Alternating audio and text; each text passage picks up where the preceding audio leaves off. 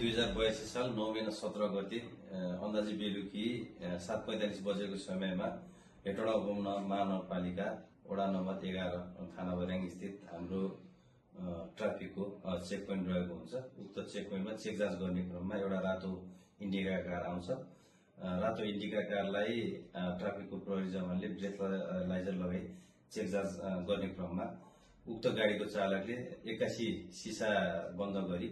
भाग्ने क्रममा ट्राफिकको जवानलाई अन्दाजी 10 मिटर जति घिसारेर लगेको र घाइते बनाएको घटनाको सम्बन्धमा